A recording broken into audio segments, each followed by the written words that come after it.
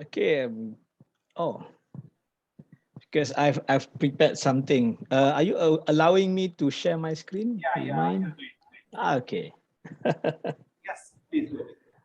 Okay, so let's share my screen.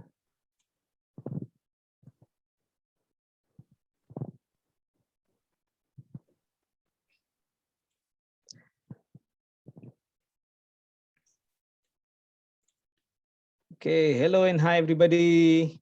So this is our session for today. I'm not wearing mask because I'm at home. I hope you are doing fine. Is my voice clear? Yeah. Wonderful. So a little bit about myself. My name is Hazwan bin Hamdan. I am from Malaysia, Perak. This is our third time meeting up. So I do hope you can still remember me. Um, I was a Fulbright TEA 2019 participant. TEA stands for Teaching Excellence and Achievement. Okay, so just a little bit about myself. Before you can start asking questions. Okay, so this is my name. I've been teaching since July 2010, and currently I'm teaching at SABK Medi. There is long name, okay, but I just use the short form for you to remember. It's easier, okay. And my areas of expertise are English as second language, English as foreign language, as well as teaching writing.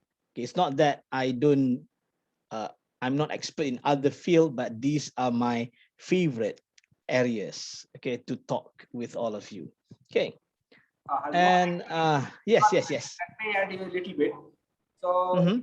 in my experience, in my observation, I think your experience is nothing to do with your presentation. Your presentation is extremely intriguing, and whatever Yeah, topic you teach in practice, that really yeah. mesmerizes the students. So, I think I personally believe that your teaching experience, in fact, is enough to mesmerize the students. I mean, not just your country students, but rest of the world. I do hope that the way I teach will influence others, and because what I want is that students can learn meaningfully. So you know that you are learning the language because you want to use it later, not only you use in the classroom. So today we are not talking about my areas of expertise. It's just about my country. You can ask anything, and I will go first by. Is there any question before I Go ahead. continue? Just go ahead. I think that's all about myself. Okay, maybe you can start asking the Okay, first thank you so questions. much. Thank you so much, Hazwan. And so I would like to ask you about my activities in person. You have been closely observing my activities for some time. So could you please tell my viewers and my students and so some of the teachers in my region about my activities from your words? Okay, so basically what we did for the last two times, doing what we call as co-teaching, whereby it's not only me doing the teaching, everything.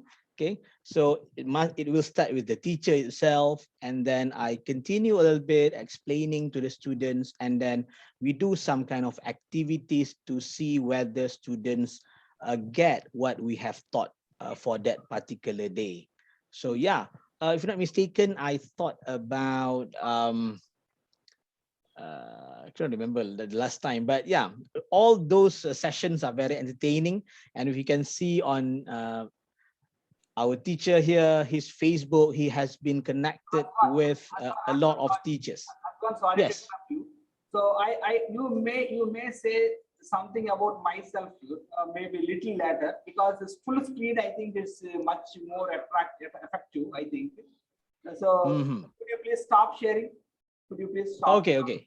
Stop sharing. Yeah, no problem. Stop sharing. Yeah, Okay. you can say right now. You can say right. Okay, so basically the idea is that when we do co-teaching, we can the students also can benefit because they can learn from somebody else. Okay, and you will know that you don't have any other options because you have to speak in English, because I don't know your mother tongue. So you cannot ask me in any other language except for English. So that is the beauty of it when you learn from somebody else. Okay. So yes, you may say something about my activities. Okay, so some of the activities, if you want to ask me about the activities that we have done, okay, in my opinion, this activity is very meaningful. Okay, number one, it's very meaningful because students can learn from other experts. Okay, you can learn from teacher from Mexico, I can see. You can learn from teacher from USA, from all over the world. So that is the beauty of this activity. And we can build new network. Okay, maybe this time around we are only meeting virtually. Who knows, someday I can travel to your country and meet face to face. And I do hope that after we have done this teacher and teacher collaboration, we also can do students collaboration, okay, Yeah. which is going to be very meaningful for everybody. Definitely, husband, and let's hope that. So, meanwhile, Azwan, I would like to ask you, and so have you ever seen any Indian and doing the collaboration like this? Or me is the first Indian collaborating with you? Yeah, this is the first time I collaborated with a teacher from India. And this is, I guess, a very wonderful opportunity, not only for you, but only for me to know you better. And I can see you have such a beautiful class. Okay, Thank you. I can see the peacock there at the back. Thank you for your compliments. So, husband, actually, a media personal actually wants to know what are the exact uses of these collaborations that we have been doing for a long time. So, would you Okay. like what are the actual uses? What are the uses of our collaborations? In fact, I mean, inviting you to my classroom, teaching for my students, and as well as the student-to-student collaboration. So, what are the outcomes that you think are good for the students' point of view and the teacher's point of view, in your opinion? Okay, in my opinion, after this kind of collaboration, I myself can improve my own way of teaching because we don't have the same level of students and we are dealing with different level of students every year. Okay, I might be teaching one group of students this year, but next year there are going to be new groups coming in, same like you. Okay, so when I'm dealing with an international students who do not know how to respond to me except in English. So I have to very careful when delivering my content.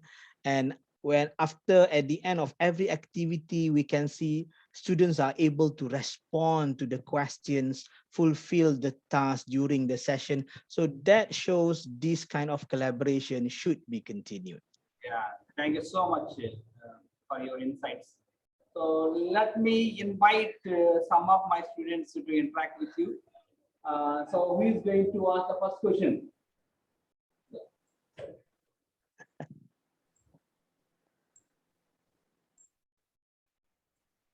Hi, sir. Hi. My name is Taslima Nasreen. I am studying 8th grade. My hobbies are reading books and playing games. Can I ask one question, sir? Yeah, please. God.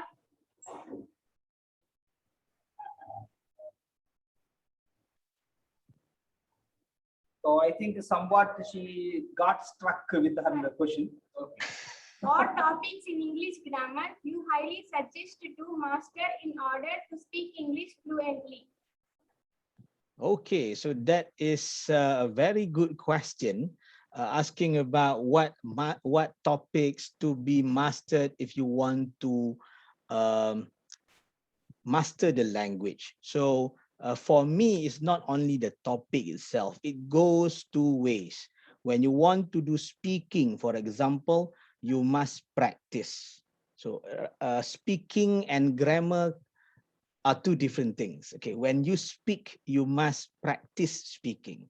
And when we want to practice speaking, you must find a speaking partner. You cannot speak alone.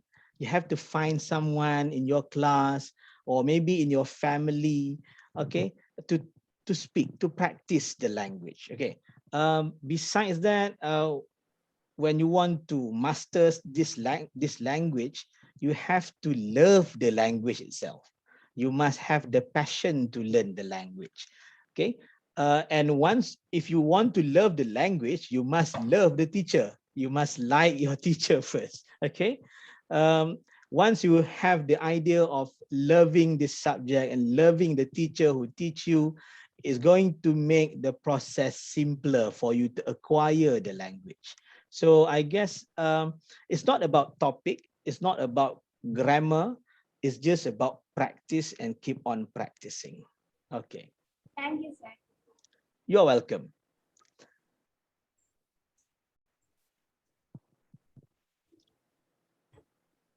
Hello, sir. Hi. My name is Rota Gija. I'm studying 8th grade. My hobbies are reading books, playing games, watching TV, and dancing. My future ambition is to become an English teacher. Good. Can I ask one question, sir? Yeah, please. Tell us something about the stinkiest fruit. The stinkiest fruit. Yes, sir. Okay, so I guess you are talking about the durian, what we call as the durian. I'm going to share with you this image, if you can see. Okay, so this is the image of durian, if you can see. Can you see it? Yeah. Yes, good. So this is the image of durian. I think you're talking about this stinkiest fruit, because this is the stinkiest fruit that we have in Malaysia. For you, might be stinky, but for us, this is the most delicious fruit that we can consume every year. Okay. So it is called durian. We have many varieties of durian. We have what we call as the Musang King, IOI, the Udang Merah, and D24, as well as the village, the original one. Okay. Okay, if you can see that, that's me holding a durian. Okay. So it can be eaten raw, it can be eaten with steamed glutinous rice. You can eat with rice as well. You cook the rice and then you eat, you mix the durian flesh with the rice. You can make it as a porridge. And for those who like to bake, you can bake a durian cake. So the taste, it can be a bit bitter or bittersweet, we can say. Different flesh in one fruit can taste differently. So talking about the smell is one, but talking about the different taste in one particular fruit. One flesh can be a bit bitter, one flesh can be a bit sweet. So that's the beauty of durian. Okay, maybe people are talking about the stink part, the smell part, but the taste for us Malaysian, that makes it a special fruit. Okay. So even though we have asked about durian, so do you want to eat durian after this, or you don't want to eat durian? Yes, can I see show of hands? Yes or no, because it stinks. Okay. I hope after I explain the taste of it, you'll be interested to find. I wish I can post it, but I don't think any airlines allow a durian to be flown in in an aeroplane. Okay. Husband, please send the fruit. We are going to taste it. Yeah. I will someday. Yeah, sure. So, who is next?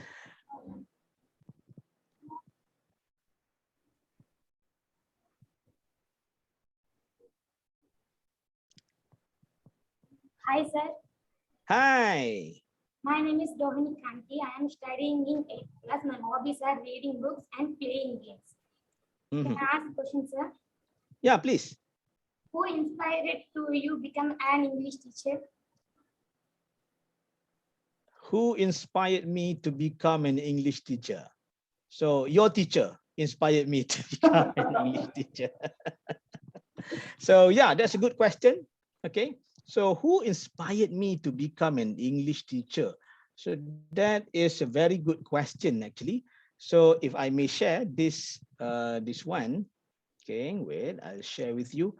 Who are my sources of inspiration? So my sources of inspiration, I can say the first one are my parents. because both of them were teachers. So when I see them every day going to school, I am inspired. Okay, I am inspired because I see it firsthand. My parents going to school at the age of 50, not as a student, but as a teacher. So I am inspired by that. Okay. And even though now they are retired already, okay, they are retired teachers. So I continue the legacy of teaching. That's number one, my source of inspiration. Number two are my teachers, my teachers, my lecturers, my tutors. So all those, I make them as my inspiration. I choose how the way they teach, the best practice that they have done in the classroom, their approach, their love, their care to the students. Okay, because I can see that my teachers, they have this kind of this passion. When they want to teach, they have the passion to teach and being patient. Okay, so two qualities of teachers I can see, being passionate and also patient with the students. And also the third source of inspiration are my friends. I see my friends, including your teacher here. He is my new friend, but I am very much inspired by the way he conducted this collaboration, this network, and so on. Something that I am not, I can't do it yet, but your teacher has started it. So I'm very much influenced by what your teacher here has done. However, if you wish to ask me, if I wish to choose one person, this is one person. I think you might know this person. Okay, this is also my source of inspiration. Okay, he is a Global Teacher Prize winner 2020. Okay, meaning to say, in the whole world, there are hundreds of teachers competing for this prize, and okay, he is a teacher from India. Yeah, wonderful. Okay, last year. Okay, so his name, I hope I pronounce it correctly, Ranjisin Disale. Okay, and one thing that I am impressed is that he is the first Global Teacher Prize who shared his winning prize with other finalists. Wonderful. This comes from heart. You cannot do this if you don't have the passion of teaching. Okay, so this, if you want to ask me about one person, so far this is my latest source of inspiration. This person, this teacher from your home country, India, and I heard that you want to be a good teacher. Someday I hope that you also can win this kind of prize. Okay. So that's all. I hope I answered the question. So Halwan, actually, you really showed us something that we have never experienced. Because in Indian, I think as an Indian, I really feel proud of our, I think, Ranjit Singh Desali. In fact, Yeah. he's, in fact, I think we might not see such a teachers in the future sharing the amount The winning he prize, actually yes. got, and with the other teachers. So it's so nice. I think it's really a great heart. In fact, if you don't have a heart, you can't do it. Yeah, So, because he has the belief of giving and sharing. So yeah, a good teacher will share. Yeah, yeah, that's wonderful. That's real. Okay, next question. Yeah. Hi, sir. Hi. My name is Ishwar Madan Sai. Yeah. I am studying 8th grade. My hobbies are reading books, playing games. I want to ask one question, sir. Please, yeah. What kind of technology do you use in your classroom? Okay, what kind of technology I use in my classroom? What kind of technology I use in my classroom? Yeah. Okay, so that is a good question. Okay, I'm going to share with you something. So if you ask me about technology, technology is very broad. Okay, there are a lot of applications available right now, especially during this pandemic. Everybody is doing online classes. However, I am being very selective when using technology in my classroom. Okay, for example, I divide over here 6 categories that I use. Okay, number one, when I want to do quizzes with my students, so I will use quizzes and also Kahoot. Okay, And if I want to assess my students, I will use Google Form. Conducting the classes, I prefer using Google Meet, okay, because of the internet connectivity over here. It's not very good to do Zoom, so I prefer using Google Meet. So most of the time in Malaysia, we use the Google platform, okay. And Telegram, if you know Telegram, that's another way that we can conduct online classes, okay. And if you can see that my slides over here, I'm using Google Slides. It's not on my laptop, it's on cloud, okay. And if I am doing an offline class during this stay-at-home period, I send tasks using Telegram, and also assigning them to answer using module. And finally, to get feedback from my student, I will use Mentimeter. Mentimeter is a very simple platform, but very useful for everybody. And why Kahoot? Because maybe you have heard about Kahoot. So this is my Kahoot page, and I'm also a Kahoot Academy verified educator. So teachers should apply for this verification, because this is one of the things that we can do for our students. And I'm sure that you will be interested to know what is Kahoot if your teachers can try this with you in the classroom. Okay, it's a very entertaining way to learn language and also other subjects. Okay. Okay, so I guess that's all about the technology I use in the classroom. Azwan, actually, I might request you again one more time and to introduce the Kahoot, because Kahoot is something that I have been longing for a long time. So I would like to introduce it to my students. I probably think that you will be the right person, I think, to introduce the Kahoot. I will someday. Okay, next question. Yeah. Hello, hi. My name is Bharat. I'm studying 8th grade. My hobbies are reading books, playing games, and watching TV. I ask one question, sir. Yeah, please. What language games do you play with your students? Oh, language games. There are a lot of language games, but if you ask me to choose language games, I'm very happy to share some language game with my students. Okay. So the first, I divide language games into two types of language games. Number one is the virtual games. If you can see just now, the Kahoot is one of the virtual games. And also, if we are doing the physical classroom, there are also some physical activities that I like to do with my students. Okay, so for example, these are some of the games that I like to use in the classroom. This can be done in virtual and also physical classroom. Okay, the first one is called as roll the dice.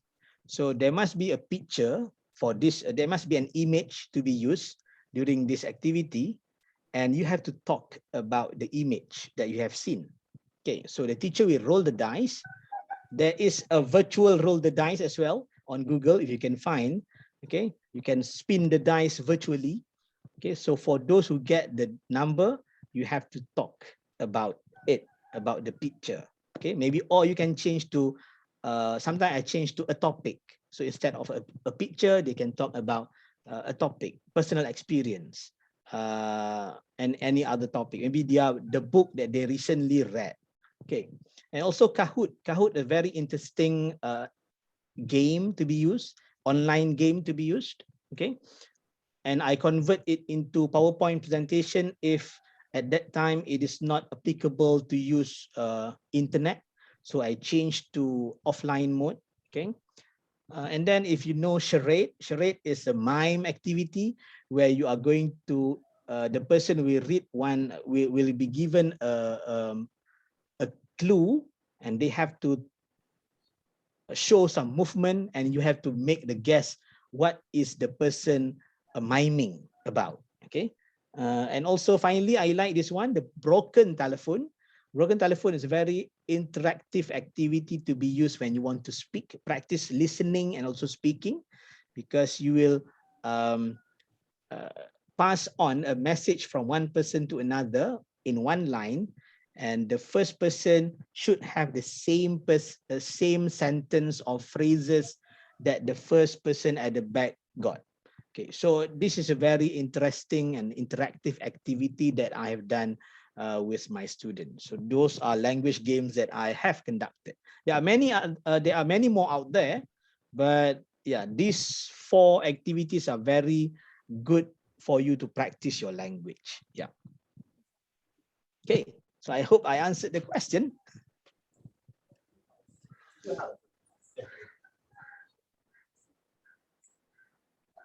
Hi, sir. Hi there. My name is Yasan Beg. I am studying 8th grade. My hobbies are reading books and playing games. I will ask one question, sir. Yeah, please. What is your teaching philosophy? Come in. You are breaking up.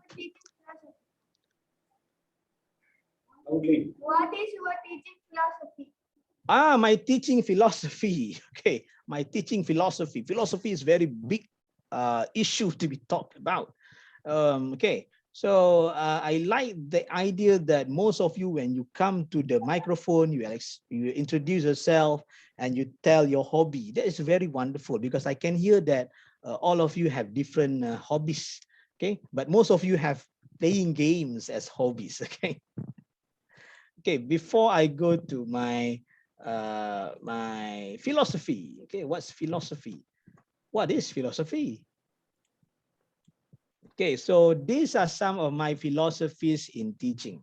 Okay, the first one, this is a very big philosophy that I have, is that all my students are one family. Okay, we are one family, meaning to say that you cannot talk bad about your classmate. You cannot, you have to help each other. Okay, if your friend commit or made mistake in writing, you help to correct it. Okay, you guide them to correct one another. So my first philosophy is, my students are my family. Okay, and you have to consider yourself as siblings. So you take care of one another. Okay.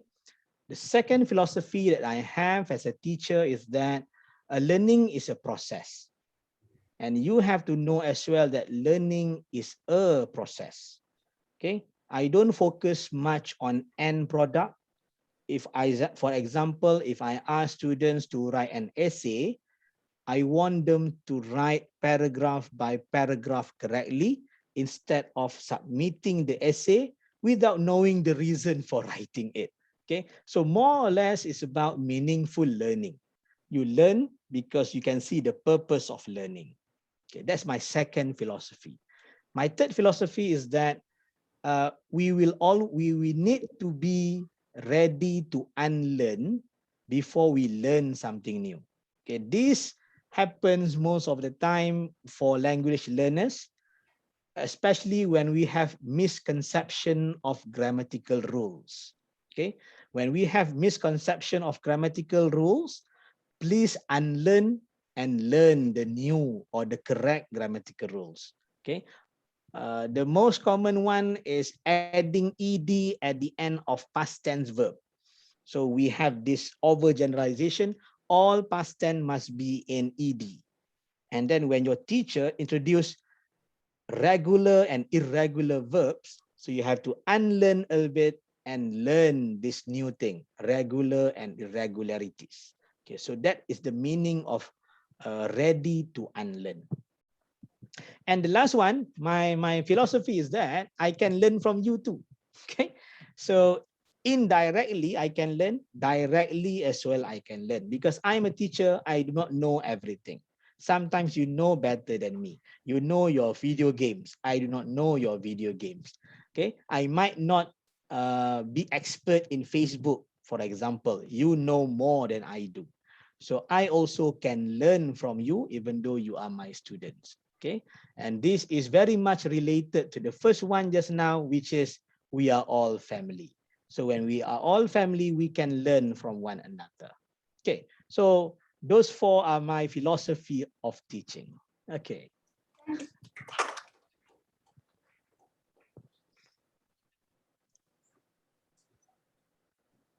So Hazwan, actually a media person also has joined and he wants to ask you a question. Oh my. Hello, sir. I'm Ramakrishna. Hello, hi there. Yes. I am journalist in one of the leading regional channel in India, that is Mhm. Sakshi TV. Actually, I am watching these videos. I mean, this season last 2-3 times also. Is it good for students and you are interacting with many country students and lecturers? What is the benefits of students and schools? The benefits for students and schools. Okay. Is it possible to implement all the schools in better concept or what's your opinion? Okay, in my opinion, this is even though pandemic is something negative, it makes people stay at home, people cannot go to school. However, on education part, I think this is a great opportunity for teachers all over the world to get connected virtually. So I cannot go to India, but through this platform, I can be there, live session, interact with the students, and the student can interact back with me. So that's one good thing. It is a borderless thing. Okay, we don't have to think about boarding the flight to go to the school in India. I can do this from the comfort of my house.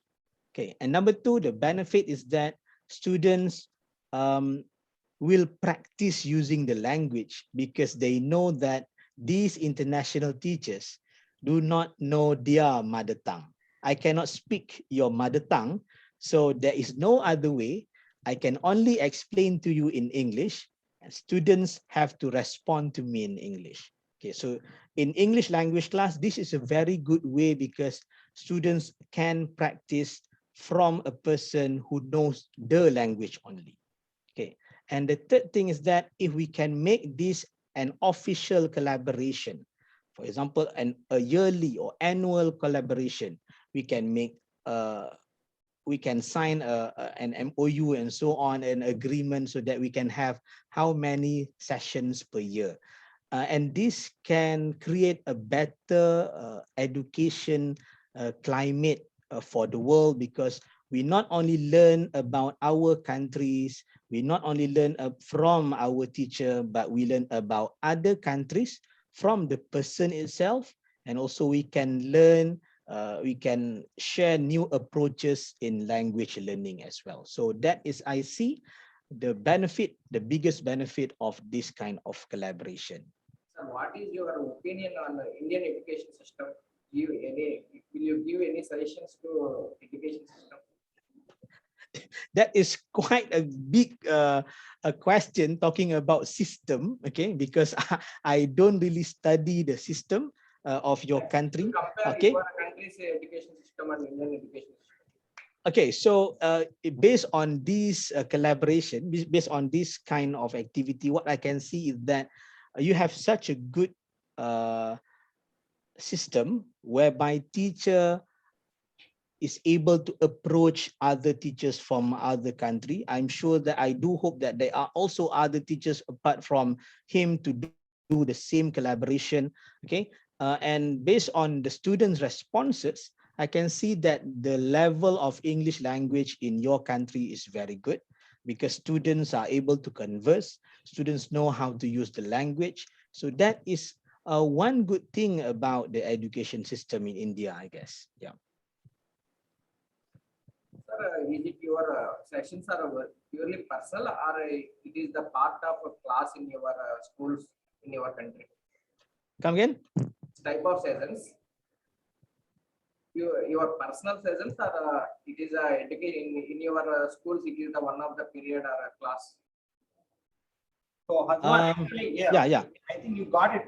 What he is trying to ask you that the collaborations, the sessions that we have been doing for a long time, is it purely from personal or from the collaboration between your school and our school?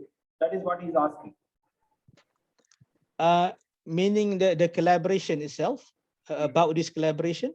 Yeah, is it the person to person collaboration, or is it school to school collaboration? That is what he's asking. Okay. Okay, good. Sorry. It was the sound was breaking up just now. I cannot hear clearly. Okay, so I do hope I responded correctly. Okay, so if you ask about collaboration, okay, this collaboration is a personal collaboration, okay, between me and this teacher, Mr. Hari. So this is a very good way that we can expand it, perhaps because we can prove to our school administration that this kind of collaboration, not only with me, but with other teachers that he has collaborated earlier, shows that there are some impact to the students, and perhaps other teachers can follow the same technique, so same approach other teacher from other subjects from other countries, and try to do the same collaboration virtually, which is very meaningful for the students. So, Azwan, actually, one more question is there. And are there any educators as active as you are actually doing in your country? Are all teachers in your country doing the same way that you have been doing? Okay, so not all teachers, but there are a group of teachers who are doing the same. Okay, some of them are in an official group for School for Development SDG program, the SDG under UNESCO. So those, I also used to do that, but that is very frequent, which I cannot cope. So I enjoy doing this personal one. I do it independently. So if there is any teacher wants to approach me and do this kind of collaboration, I'm very willing to do the same. Okay. And yeah, I guess during this pandemic, when we are doing online classes, many teachers participated in this kind of activity, which is very meaningful for the students. Yeah. Well, thank you, sir. Your explanation is very so nice and very interesting to watch in this section. You are so energetic. Thank you, sir. Nice talking to you. Thank you. Thank you so much for being here with us as well. So, Azwan, one more question is coming up. One more question. Okay. Hi, sir. Hi there. My name is Ram Lakshmi. I am studying 8th grade. My hobbies are reading books, playing games, and watching TV. Can I ask you, sir? Yeah, please. What are the 4 colors that appear on a Malaysian flag? Ah, the Malaysian flag. You want to ask about the Malaysian flag? Is there any Malaysian flag in your class? I can see. Yeah. So I have. Okay, wonderful. Yeah, I can see next to the South Korean flag. Good. So, what is there on Malaysia flag? Before we go to what is there on the Malaysia flag. So, okay, I just want to know, do you know where is Malaysia in this flag, in this map? So we have red dot, green dot, blue dot, and yellow dot. So which one is Malaysia? Yeah. Is it blue or yellow? Is it blue or yellow? Okay, so yeah, some I heard blue, some I heard yellow. Okay, so it is the blue in color. So we are separated. We have 2 peninsulas over here, one, and also over here the Borneo island. Okay, so we have 14 states. Okay, before we go to the flag, okay, just want to show you a bit about Malaysia. Okay, so this is the map, the Southeast Asia map, and down there you have Malaysia. Okay, so this is the Malaysian flag. Okay, so there are red, yellow, blue, and white. Red, yellow, blue, and white. Only 4 colors. Okay, since you're asking only about the colors, so I will explain about the colors only, right? Okay, so the yellow represents the king or the royalties. So in Malaysia, usually when you say yellow, that means it shows the king, the royalties. So in Malaysia, we have the highest number of kings in one country.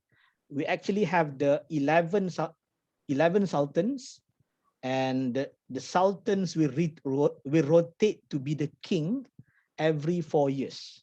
So among the 11, because there are 11 states that have sultans, the head of state. and then they will take turn to become the king. Despite the prime minister is one thing, we have the king. Okay, so they take turn to become the king of Malaysia every 4 years. Blue symbolizes the unity of Malaysia because we have many races in the country. Okay, so we have Malay, we have Chinese, we have Indians, we have the Orang Asli, the Aborigines, and the Sarawak, we have Dayaks, Kadazan, Dusun, a lot. So we have many races in the country. So the color that unites us all is the blue color. The red color represents the bravery of Malaysian who fought for the independence and got the independence from the British without a drop of blood. Means that we don't get the independence during the war. Okay, it's not during the war. We do not get the independence during the war. After the war ends, we have some sort of a history thing happening, and then we gain the independence. Okay, and the white color represent the purity of religion. So every people in Malaysia, you must have religion. Okay, if you don't have religion, that means you must have some kind of belief to God. Okay, so the white shows purity of the religion. Okay, regardless of what religion you are having. Okay, whether you are Islam, Hindu, Buddhism, and so on. Okay, and the name of our flag is Jalur Gemilang in Bahasa, in Malay language, which means stripes of glory. Okay, stripes of glory. And just want to share with you a quote from the first Prime Minister of Malaysia. Okay, so this is how Malaysia are made. Okay, we are all Malaysians. And this is the bond that unites us. Let us always remember that unity is our fundamental, the basic foundation, strength as a people and as a nation. This is by our first Prime Minister, the late Tunku Abdul Rahman. And we gained our independence 10 years later after India, which is 1957. You got your independence in 1947, if not mistaken. Okay. Okay. So yeah, we just 10 years different. In 10 years different. Okay. So that's all about Malaysia flag and a little bit about the history of Malaysia. Okay. You're welcome. Adwan, thank you so much for sparing your valuable time. So one more time you entertained us, and this time with a lot of information about Malaysia. And we really enjoyed this session. Thank you so much. And thank you so much. Another session. That session will be with the many English teachers of my region. Many English teachers of my region are going to interact with you. Of course, definitely they are going to get many valuable suggestions and maybe techniques or whatever maybe they are looking for to become a good professional English teacher. So definitely it's going to be a good session. Thank you so much. Thank you so much. And thank you again. See you soon. See you soon. Bye. Bye, everyone. Bye. Thank you.